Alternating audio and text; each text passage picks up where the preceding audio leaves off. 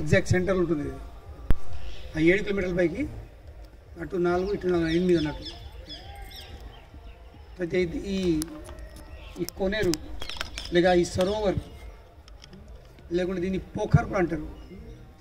దీని పేరేంటి? ప్రేమ సరోవర్. ఏం సరోవర్? ప్రేమ సరోవర్. ఎందుకు పేరు పట్టింది? ఎందుకంటే ఈ స్థలం వెనకాల ఒక పెద్ద చరిత్ర ఉంది. అంటే వాస్తవంగా నేను మొన్న చెప్పినట్లుగా కేశి రాక్షసుని చంపిన తర్వాత కృష్ణుడు బృందావన్కి వెళ్ళే మథురకు వెళ్ళిపోయింది. 11 ఏళ్ళ వయసు. కానీ వాస్తవంకు నేను బృందావన్లోకి వెళ్ళే ఇప్పుడు నేను బయటపడాలి అనే ఆలోచన కృష్ణునికి ఇక్కడ వచ్చేసింది. ఇక్కడ ఆ థాట్ వచ్చేసింది, now it's time for me to leave Brindavan. అంటే ఒక విధంగా ఇది మనకు బాహ్య దృష్టితో కృష్ణుడు బృందావన్ నుండి మథుర వైపు వెళ్ళినట్టు అనిపిస్తుంది ఎక్స్టర్నలీ. కానీ ఇంటర్నలీ నేను ఇప్పుడు చెప్పినట్లుగా కృష్ణుడు ఒక్క అడుగు కూడా బృందావన్కి వెళ్ళి బయట పెట్టాడు. మరి ఆ మథుర ద్వారకలో పరిపాలించేవారు ఎవరు? విష్ణు నారాయణ. మరి ఆ కృష్ణుడు ఎటువంటి? మరి కృష్ణుడు ఒక్క అడుగు కూడా బృందావన్ నుండి బయట పెట్టాడంటే మరి కృష్ణుడు ఎక్కడ మాయమైపోయాడు? కృష్ణుడు ఒక విధంగా మాయమైపోయాడు, ఒక్క విధంగా ఉన్నాడు కూడా. ఏ రూపంలో మాయమైపోయాడు? తన ప్రాక్టికల్ స్వరూపంలో మాయమైపోయాడు, ఈ కంటికి కనిపించే స్వరూపంలో మాయమైపోయాడు. కానీ భావం రూపంలో ఇప్పుడు ఏ విధంగా అయితే, ఒక ఉదాహరణ ఇస్తే మీకు అర్థమవుతుంది. ఇప్పుడు మన పిల్లలు కానీ మన భర్త కానీ, పిల్లలు హాస్టల్కి వెళ్ళిపోతారు, భర్త పరదేశం వెళ్ళిపోతాడు లేదా. వ్యక్తి మన అందుబాటులో లేడు, కానీ వ్యక్తి అందుబాటులో ఉన్నాడు లేదా. అందుబాటులో ఎట్లా లేడు?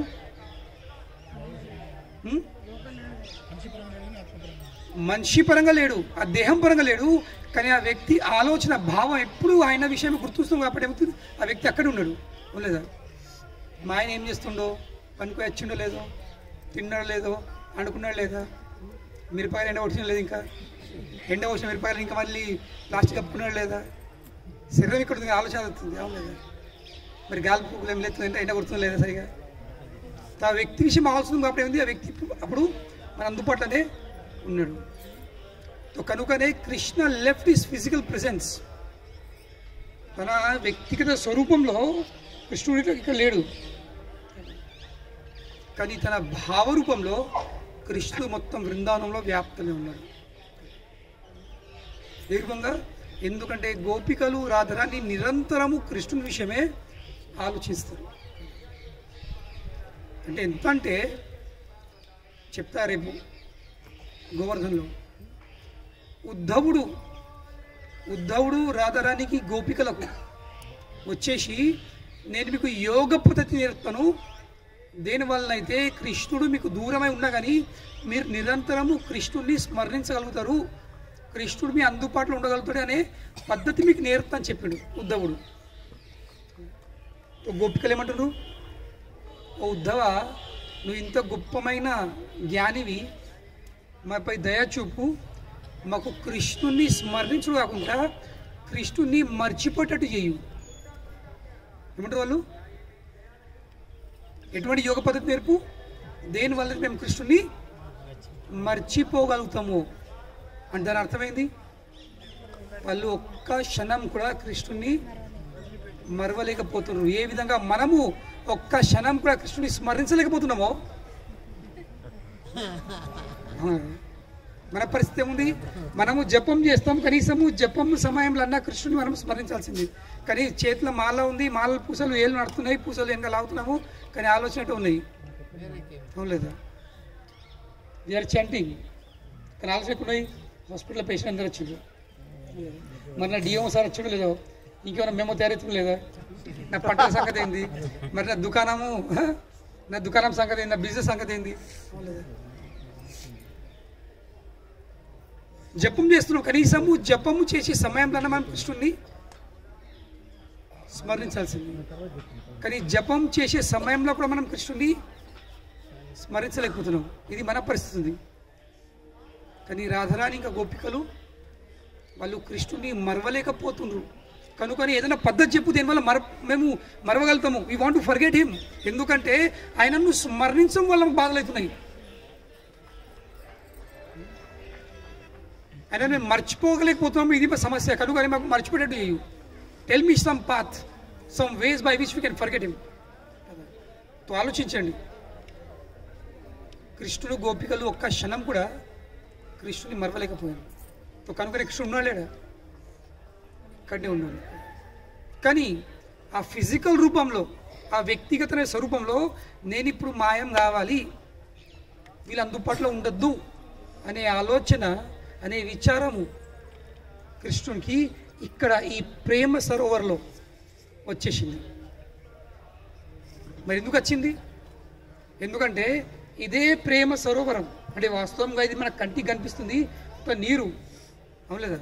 ఏదో నల్లటి గ్రౌండ్లో నీళ్ళ కనిపిస్తుంది, మడ్లు మడ్లు మురికి మురికి నీళ్ళు. కానీ గోలోక బృందావన్ ధామంలో ఈ నిజ స్వరూపంలో చూస్తే ఈ వాస్తవంకు రాధా కృష్ణులు తన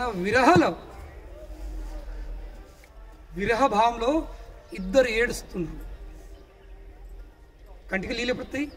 ఎప్పుడైతే ప్రేమ ఇంకా విరహ ఒక పరమ స్థితికి వెళ్ళిపోతుంది, చరమ స్థితి ఉంటుంది. అదేంటి దాని మించి స్థితి లేదు. అప్పుడు కంటికి వెళ్ళే ఆనంద బాష్పాలు అడుగుతాయి. ఇవేంది? కృష్ణుని విరహలో రాధరాని కంటి నుండి అడిపించిన ఆనంద బాష్పాలు, ఇంకా రాధరాని విరహలో కృష్ణుని కళ్ళకెళ్ళి అడిచిన ఆనంద బాష్పాలు, ఇవి రెండు కలిసి ఈ ప్రేమ సరోవరైంది.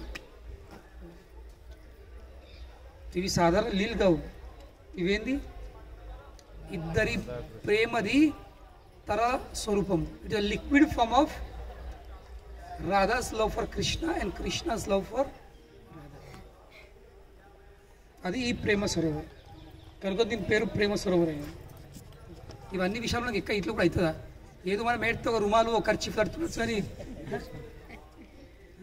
ఒక ఖర్చీఫ్ మొత్తం తడసతడు, కానీ కోనేరు తయారవుతుందా? మనకు అనుభవాలు లేవు, ఆ అనుభూతులు మనకు లేవు. కానీ ఎవరికైతే ఖచ్చితంగా అనుభవాలు కలుగుతాయో వాళ్ళు ఒక్క క్షణం కూడా ఏడవక ఉండలేరు. శ్రీ చైతన్య మహాప్రభు ఎప్పుడైతే కృష్ణుని స్మరణిస్తున్నాడో, కృష్ణుని విరాలో ఆయన కంటికి వెళ్ళి నీళ్ళు ఎట్లా వెళ్తుంది? ఇట్లా ఒక్క చుక్కడకపోతుండే.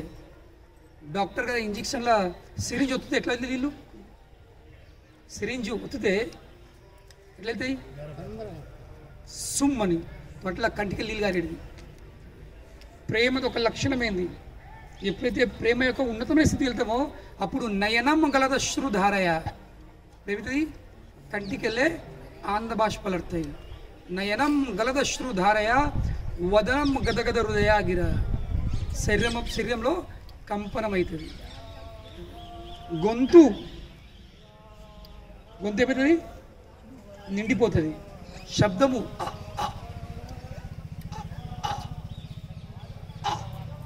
శబ్దం బయటపడది. నయనం గలదశ్రుధారయ వదనం గదగద హృదయాగిర పులకైర నిశ్చితం వపు కదా. ఇంటికి ఏమవుతాయి? లేబడుతుంది చక్కగా రోమాంచనం. పులకైర నిశ్చితం వపు కదా తవ నామగ్రహణే భవిష్యతి. శ్రీ చైతన్యుడు అయ్యా మీ నామం పలికేటప్పుడు, మీ నామం పలుకుతూ ఉంటే నా శరీరంలో ఈ వికారాలు ఎప్పుడు వస్తాయి? ఎప్పుడు నా కంటికి నీళ్ళు అడుతాయి?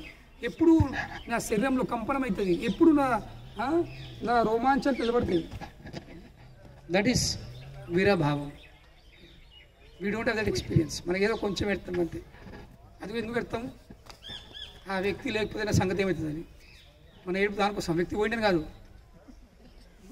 వ్యక్తి పోయినది బాధలేదు, పోతే బ్యాంకులో చేయటం లేదా?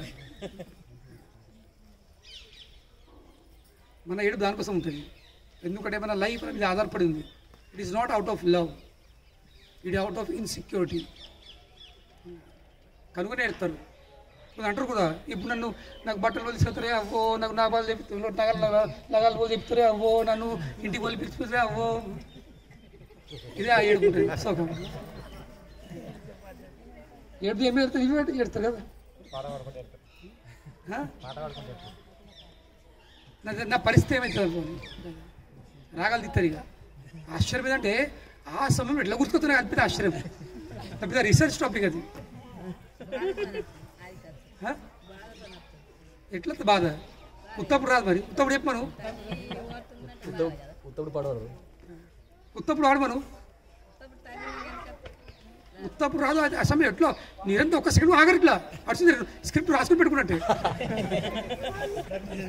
స్క్రిప్ట్ రాసుకొని పెట్టుకుని ఇప్పుడు కంటెస్టం చేసుకొని ఇప్పుడు ఫైనల్ రిహర్సల్ చేసినట్టే. అదేందో అది అద్భుతమైన విషయం అది. అది విరహభావం. కనుకనే కృష్ణుని విరహలో రాధారాణి ఇక్కడ ఆంధ్ర భాష పడుతుంది, ఇంకా రాధారాణి విరహలో కృష్ణ ఆంధ్ర భాష పడుతుంది.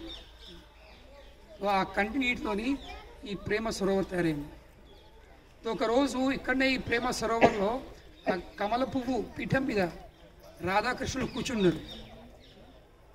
ఇద్దరు ఒక్కరినొక్కరు చూస్తూ ఉన్నారు, మొత్తం లీనమైపోయింది. సడన్గా అక్కడ ఒక తేనెటీగ వచ్చింది.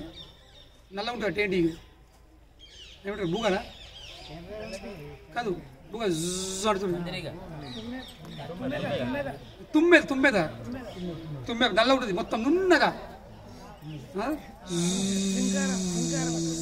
అంటుంది. ఇప్పుడు కనబడతలేవు. పాత నెల ఆశాలు ఉంటుంటాయి, అట్లా మంచి రంధ్రం చేసి కూడా ఉంటుంటాయి, కనబడుతుంది. ఆ తుమ్మెడ పురుగు ఏదైతే ఉందో అది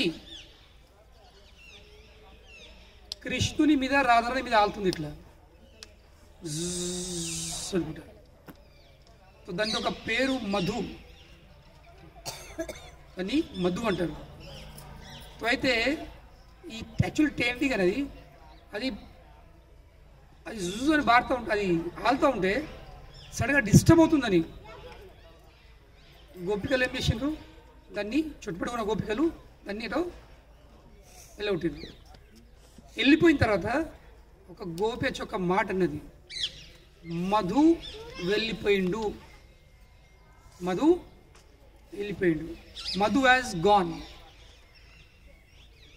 గోపికలు ఆ ఉమ్మడి తేనెకి తీగనే మధు అంటున్నారు. కానీ రాధారాణి షెవులో ఎప్పుడైతే ఈ శబ్దం పడ్డదో కి Madhu has gone, Madhu has left, ఆమె కోసం మధు ఎవరు, ఈ మధుసూదన. ఆమె కోసము మధు అంటే మధుసూదన. ఏ విధంగా అయితే మనకు అంటే మీకు కూడా అనుభవం ఉంటుంది, మన పిల్లలు కానీ మన భర్త కానీ మన కుటుంబ సభ్యులు ఎవరి మీద చాలా ప్రేమ ఉందో వాళ్ళు మన అందుబాటులో లేకపోతే సడన్గా వాళ్ళు వాడుకున్న ఒక వస్తువు కూడా మనకు కనిపిస్తే, చీర కానీ ఆ పిల్లల బట్టలు కానీ ఏమవుతుంది, ఇమీడియట్లీ వ్యక్తి కన్నం కూడా వచ్చేస్తుంది. అవును లేదా, నా కొడుకో నా బిడ్డతో మా ఆయన అర్థం లేదా. సో అదేవిధంగా లేకుంటే మనము ఎటన్నా నడుతున్నాము, సడన్గా ఎక్కడో మన పేరున పడుతుంది, ఏమితాము మలిగి చూస్తాం, వాళ్ళు ఎవరినో వెళ్తున్నాం కానీ మన పేరు ఎచ్చరికవుతుంది, మనం మలిగి చూస్తాం. సో అలాగే ఎప్పుడైతే ఆ గోపికలు మధు వెళ్ళిపోయిండు, మధు లేడు అని అన్నారు, ఇంకా రాధారాణి మధు వెళ్ళిపోయిండు అని విన్నదు. ఇప్పుడు ఆమెకి అనిపిస్తుంది కృష్ణుడు వెళ్ళిపోయాడు. మరి కృష్ణుడు పక్కనే ఉన్నాడు, కృష్ణుడు అందుబాటులో ఉన్నాడు. ఇది అర్థం వేసే ప్రయత్నం చేసి అర్థం కాదు మనకు. నేను నాకు తెలిసిన నేను మీకు చెప్పే ప్రయత్నం చేస్తున్నాను. కృష్ణుడు పక్కన పీఠం మీద, అదే తామ్ర పువ్వు మీద మధ్యలో ఉన్న బంగారు పీఠం మీద రాధాకృష్ణుడు కూర్చున్నారు. కానీ రాధారానికి ఏం భావం అవుతుంది, ఈ కృష్ణుడు వదిలిపెట్టి వెళ్ళిపోయాడు, పక్కన ఉన్నాడు. కానీ ఆ వదిలిపెట్టి పోయిండు అనే ఫీలింగు ఇంత గట్టి ఉండే ఈ పక్కన కృష్ణుడు ఉన్నాడు ఆ విషయం మర్చిపోయి ఆమె ఆ విరభావంలోకి వెళ్ళిపోయింది. ఇక షీ బికేమ్ అన్కాన్షియస్.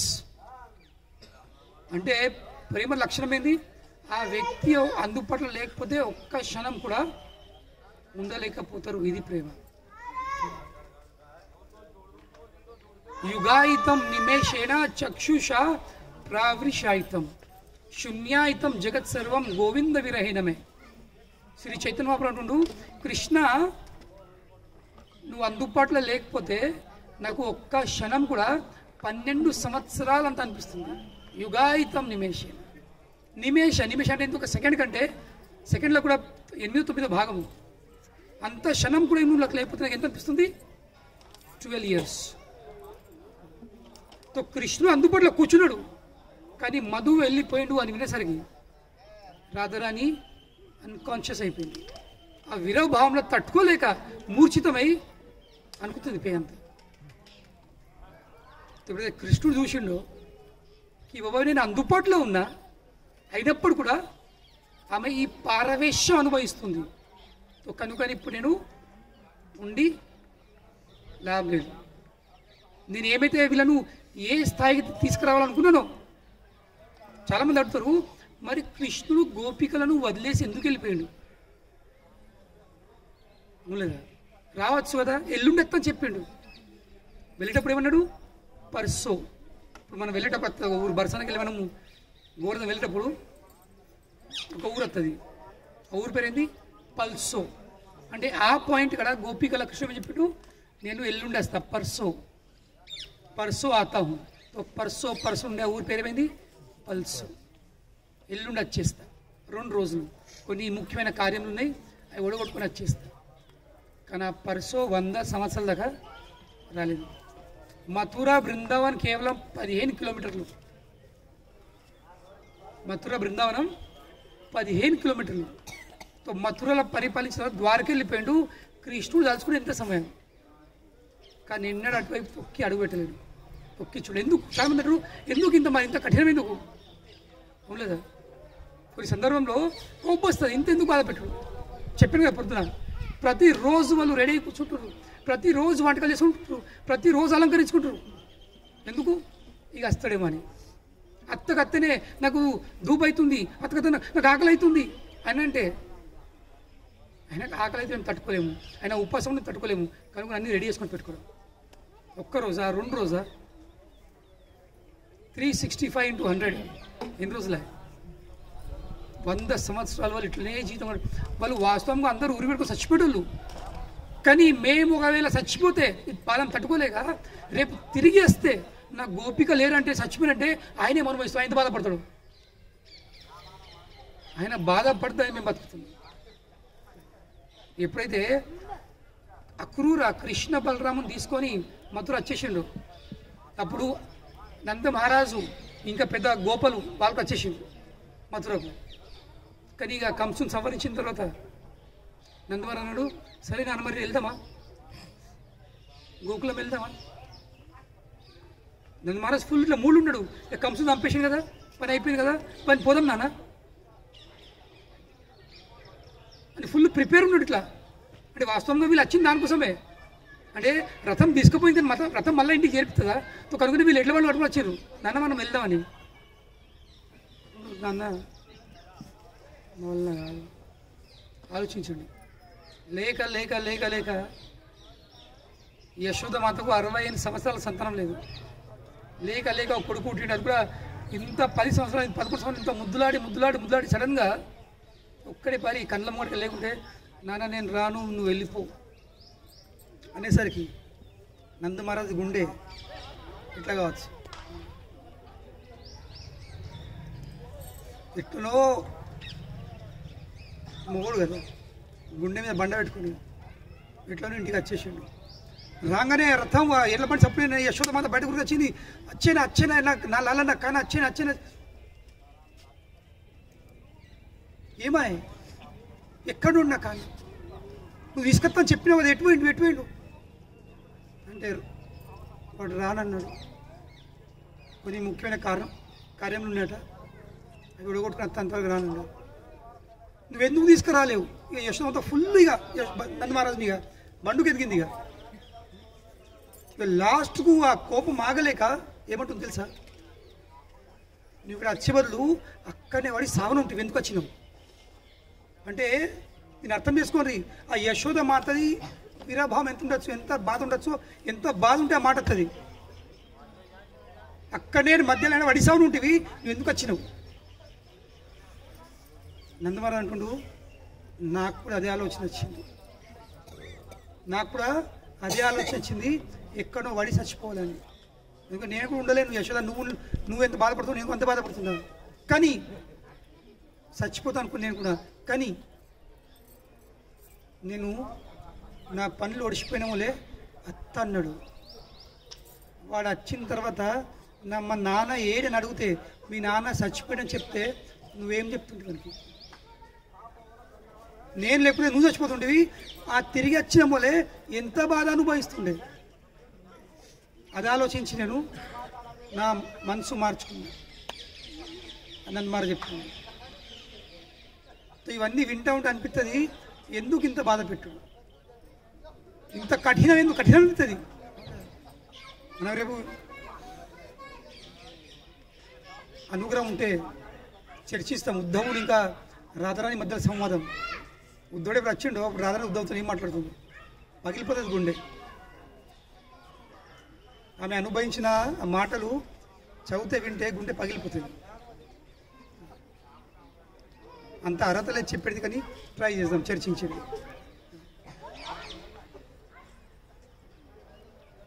అప్పుడు ఇక వీళ్ళిద్దరూ ఇక ఏం అర్థమైతే లేదన్నమాట యశోద నంద మహారాజ్కి. అటువంటి స్థితికి చేరుకున్నారు. వినేటప్పుడు అనిపిస్తే ఇంత కఠినం ఎందుకని. కానీ వాస్తవంగా అది కృష్ణుని కఠినం కాదు. కృష్ణుడు వాళ్ళకు ఆ స్థాయికి తీసుకొస్తుంది. ఎందుకంటే ఆ స్థాయిలో ఆ విరాభావం ఎంత పైకెత్తుతో కొండెత్తుందో ఆనందం కూడా అంతే ఉంటుంది. కనుకనే మా గౌడీయ వైష్ణవ సాంప్రదాయంలో మా భావం ఏముంటుంది, ఇది విరాభావం. విరాభావంలో సేవ, సర్వీస్ ఇన్ సెపరేషన్. కృష్ణుడు మా అందుబాటులో ఉన్నాడు కాదు, కృష్ణుడు ఉండే ఎట్టో తప్పిపోయిండు. కనుకనే ఆ కృష్ణుడి కోసం వెతకడం, ఇది మా గౌడీయ వైష్ణవ ఆచార్యులు, ఇది మా గౌడీయ వైష్ణవ పరంపర. సర్వీస్ ఇన్ యూనియన్ కాదు. ద్వారకా ఎట్టున్నారు, ద్వారకల రాణులు వాళ్ళకు సేవ ఎత్తున్నారు. కానీ ఎట్లా కృష్ణుడిని అందుబాటులో పెట్టుకొని సేవ ఎత్తున్నారు. కానీ గోపికలు కూడా సేవ ఎత్తున్నారు. ఎట్లా కృష్ణుని విరహాల. ఇప్పుడు వ్యక్తి అందుబాటులో ఉంటే మనకు అర్థమయ్యేది చెప్తాను. వ్యక్తి అందుబాటులో ఉంటే మనకు ఎంత ప్రేమ ఉంటుంది, వ్యక్తి దూరం ఉంటే ఎంత ప్రేమ ఉంటుంది. వ్యక్తి అందుబాటులో ఉన్నప్పుడు మనం ఎంత ఆలోచిస్తాం ఆ వ్యక్తి విషయము, వ్యక్తి దూరం ఉంటే ఎంత ఆలోచిస్తుంది. అంటే దూరం ఉంటేనే ప్రేమ ఎక్కువ ఉంటుందని. కనుకనే కృష్ణుడు వాళ్ళ ప్రేమను ఒక లిమిట్, అంటే ఏ లిమిట్ అంటే ఆ లిమిట్ ఇక ఎవరు అందలేనమాట, ఆ లిమిట్ని చేర్పడానికి వాళ్ళ మధ్యలోకి వెళ్ళే మాయమైపోయాడు. So that the experience that highest love. ప్రేమది ఒక పరమ సీమను వాళ్ళు అనుభవించాలి. అది స్టార్ట్ అయింది ఇక్కడ ఈ ప్రేమ సర్వర్. తప్పుడు కృష్ణుడు చేస్తున్నాడు. ఇప్పుడు ఇక్కడ ఉండద్దు. ఆ సిద్ధాంతం అంటారు ప్రేమ వైచిత్య.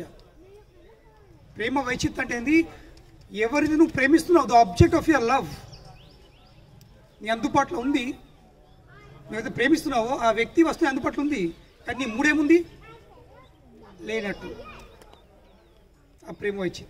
అప్పుడే ఆ ప్రేమది ఒక పరమ స్థితిని జీవుడు పొందగలుగుతాడు. ఇవన్నీ చాలా హై విషయాలు ఉన్నాయి, మన లెవెల్ మనకు అర్థం కావు. కానీ ఏదో కొంచెం నీకు ఎంత అర్థమైందో తెలియదు. కానీ అర్థం చేసుకోవాల్సింది ఈ స్థలం ఎంత సెక్రెడ్, ఎంత పవిత్రం. ఇది మహాత్మ్యమే ఉంది. ఇది సాధారణ నీళ్ళు కావు, కునేరు కాదు. ఇది ఎక్స్టసీ, ఇది పారవేశ్యం. రాధాకృష్ణుల పారవేశ్య స్వరూపం ఇది నీళ్ళు. కనుకనే మనం వెళ్ళి కొంచెం ఏదో జాగ్రత్త చల్లుకొని ఒక చుక్క నోట్లు వేసుకునే కొంచెం అదే ప్రేమ మనకు కూడా లభించాలని. ఈ భౌతిక వస్తు విషయాలు వ్యక్తుల పట్ల ప్రేమను పక్క పెట్టేసి అంటే తాత్కాలికమైన క్షణికమైన ప్రేమను దాటేసుకొని మనము ఆ నిజమైన ప్రేమను పొందాలి, అనుభవించాలని మనం ఇక్కడ ప్రార్థిస్తూ మనం ఇక్కడికి వెళ్దాం. కానీ ఇప్పుడు మన పరిస్థితి ఏముందంటే బర్సనాల ట్రాఫిక్ ఫుల్ జామ్ ఉందంటే ఇప్పుడు